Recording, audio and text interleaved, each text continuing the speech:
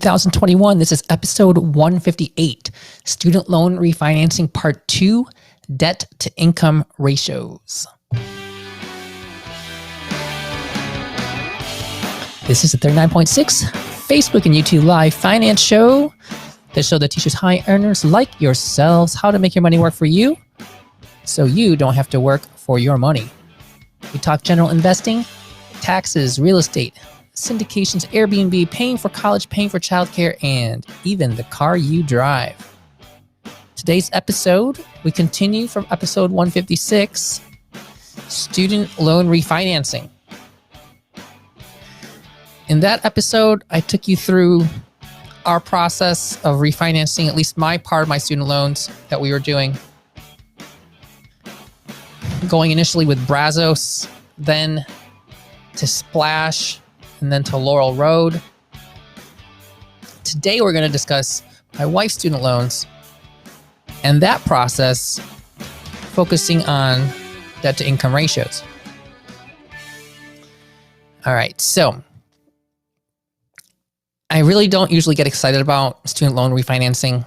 I'm surprised I've done like 150 plus episodes and only brought this up last week. And student loans is something that so many people care about. And especially when you talk to people in residency, it's like all they care about is their student loans. Okay, but the interest rates on student loan refinancing, the differences between like 5-year to 20-year, they've had relatively small deltas until now, at least to the best of my recollection. The 5-year variables are under 2%. That is just a gigantic delta from other interest rates that are like 4%, 5%, etc.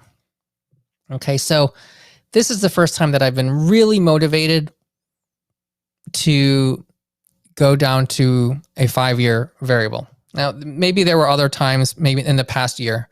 I think there probably were in 2019 early, but they were low, but I don't think that much of a gap occurred between different phases, 5 years or 7 versus 5 versus 10, etc. And also we weren't in a place liquidity wise where we really wanted to do that. And a lot of this comes down to debt to income ratios. Okay. So just briefly first, your debt to income ratio is the total amount of monthly debt service that you need to pay divided by your gross income. So let's pretend you have no other debt at all, just your student loans. And let's pretend you want to refinance to a 5-year term, but that 5-year payment is $4,000 a month. Okay, it's like $250,000. It's gonna be $4,000 a month. And you only earn $10,000 a month. Okay, like let's say you got this instructor position and they're paying you like $100K. Well, if your income's $10,000 a month and your student loan payment would be $4,000 a month, that's a 40% debt to income ratio. No loan refinancing company is going to offer you a 5-year refi if that ratio is 40%. That is super dangerous.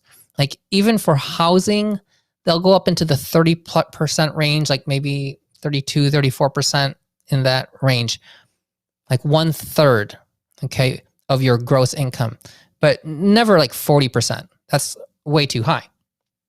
Okay, so what would happen is they're gonna say, well, we can't do a 5-year because that payment's too large, but they could say the best we could offer you is a 10-year loan, okay, because that 10-year loan is gonna have a smaller payment.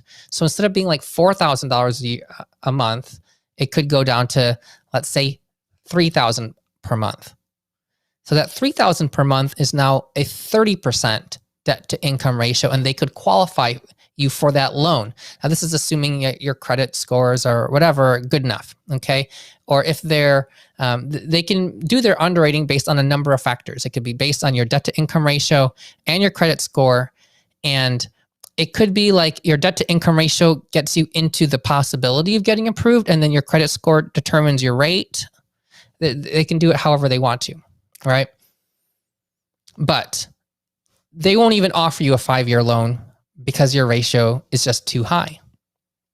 Okay, so this is what actually happened for my wife. We tried to refinance all of her loans, let's say $250,000. And she had most of it, like $160,000 of it, all at Brazos already on a 20-year term at like 4.65%.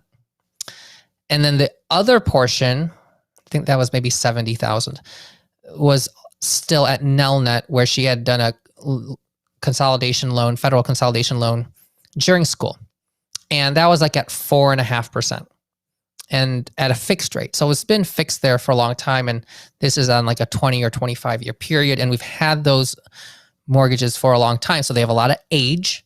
They're helping prop up her credit score. And her credit score actually, when we went to refi, it was 836, like super high. This is from TransUnion. She's always beaten me on credit scores, by the way. I don't really know why, but she's always ahead of me by some certain percentage. I think it's because I might have an extra mortgage on my name. I'm not really sure. But yeah, so she's always been ahead of me. And for Brazos, remember, like 824 got you into the top tier. So I was hoping she would get 1.9% for like the entire slew of her loans. And we just refinanced it all in one chunk, which again, I don't necessarily recommend people all do that, especially the first go around when you're refinancing. And if you think you might refinance again, because if that amount is too big, you might not be able to refinance at a different time with a different lender who may offer more competitive rates just because it's too big. Okay, like a $250,000 single loan might be too big to refinance with some of these other companies. When new guys come on the street to do refi programs, they may have a max of like 200,000 or 150,000. You don't necessarily want to be blocked out from that. So something to keep in mind. But I knew that if we were at 1.9%, I wouldn't really care about refinancing again with another company anyhow. And just for the sake of simplicity, I was like, let's just see if we can get everything into one. Well, no such luck. She got the A+ on credit score, but her ratios weren't good enough. Now, Brazos did not tell me what their underwriting cutoff was. They only allowed her to refi down to like 10 years. And I was like, well, 10 years, that's pretty lousy because the interest rate they offered at 10 years wasn't really that much better than what we already had with the previous loan at 20. Okay, so I think it was 4% or so. Okay, so wasn't really that exciting for us to do that because it was only knocked down the interest rate like half a point. Not that exciting. So I was like, well, what do we need to do to get this down to 5 years? And I didn't actually talk to them about it, but I was sure it was about the ratio because she works 70%, still makes good money. But when they ask you questions in the form, it's a pretty short form, but one of the questions is, how much is your housing payment? Renting, owning, whatever. If you own, they ask for your principal and interest. Now, last year when we were Airbnb-ing our house, like, how much do you quote your housing cost to be when you don't actually even live in a house and you're using your Airbnb to cover the temporary rent of an apartment that you're staying in? I mean, you could say your rent's like super low, right? Like zero. And even though the mortgage is in my name on the house, it's a $3,700 per month payment. They still wanted to have that amount on the box. You couldn't really put zero down, even though it wasn't her note. And that's just the way they did it. Now, in other situations, like if we're applying for like a home mortgage for another property, okay, or a property loan, they only care about the debt to income ratio on your name, on your social security number how much you're liable for, which is why we only put mortgages that we live in one person's name, one or the other, because it frees up more credit space for the other person. We didn't want to have a mortgage of our house in both of our names because it'll cloud both of our credit. And the property is owned by both of us. It's owned by our trust, and we both are like beneficiaries of our trust. So just because the mortgage is in one person's name, it does not mean that we both don't own it. It's just who is liable for the note. Well, unfortunately, they required us to put that on there, so that was $3,750 had to be included on as one of her debt service expenses. And then if she refinanced the entire like $250,000 of hers at 1.9% based on her credit score, it still would have been, let's say, $4,000 a month, monthly payment. Okay. Unfortunately, or maybe it's a little higher. Let's just say it was $5,000. Regardless, if once you put that $5,000 together with the $3,700 mortgage payment, that's like $8,700. And I don't know what ratio they used, but $8,700 over her gross income. And they use the last 2 months of your pay stubs. So this is actually important to know. Like if you have a big pay stub once a year or a certain time of the year, that's a great time to refi. So like December paycheck for her is one of her months, which she gets a bonus. She gets one in June and one in December. So we got to show her income from the December paycheck and then the January paycheck. The December paycheck also showed her income for the entire year, but I think they just base it on how much gross income the last 2 months. Also, if you really want to game this, if you have certain things income-wise where you're deferring income, and it can be controlled, if you can show more income on 2 consecutive statements, that's basically what student loan companies want to see are your 2 most recent statements, one of which has to be at least within the past 30 days. So if you can like shovel more money onto those, then you can make your denominator of your debt to income ratio look really big and beef it up. Okay. But unfortunately, she didn't hit the ratios. So I know that when we talked to Splash, they wanted 20% loan debt to income ratio. So if the total debt between the house payment and her mortgage, let's just say it's $8,500, and they wanted a 20% ratio, then that $8,500 would have to be 20% of the denominator. So 20% is 1/5, right? So 8,500 times 5 would have been like 42,500 per month. 42,500 per month times 12. Then you're looking at $50,000. Okay, I was like $500,000 a year. Okay, so working 0.7%, she's definitely not there. And so I know she's not going to qualify for the 1.9% over at Splash because I know their underwriting terms. Okay. But when we talked to, Brazos said, you could add a cosigner, of course, right? So we could add myself as a cosigner on this. But what would have happened then is they would then include my income in that denominator. So that will help the ratio. But then they'll also look at my debt to income ratio. Okay. And what will happen is her loan would then be sitting on my credit with my social security number. It'll cloud my credit and it'll cloud her credit.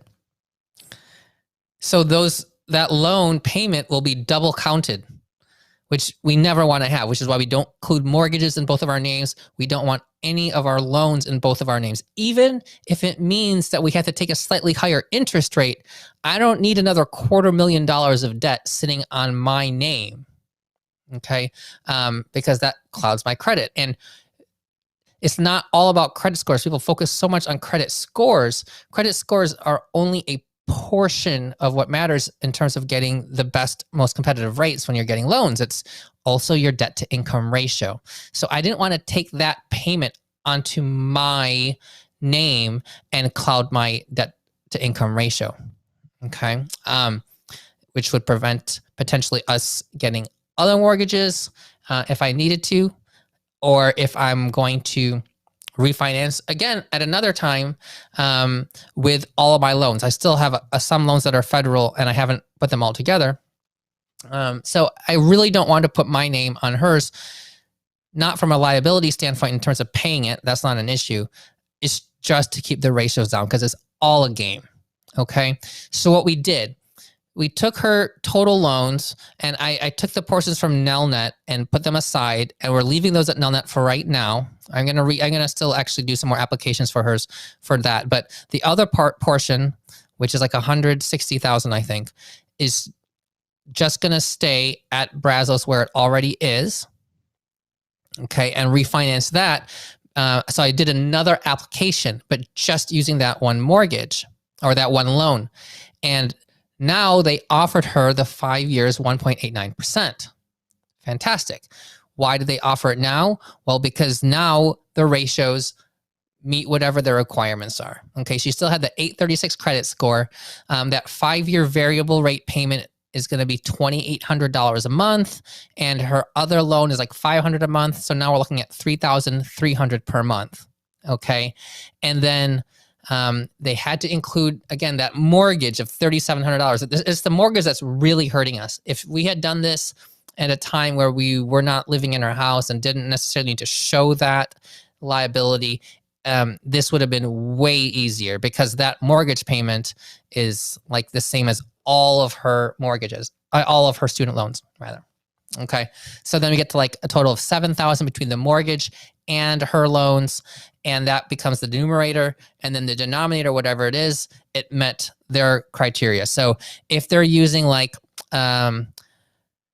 let's say a 33% debt to income ratio, so if 7,000 is the numerator, then the denominator would have to be $21,000.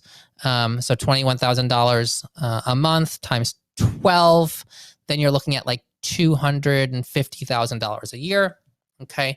I don't really know what exact ratio they required, but she qualified.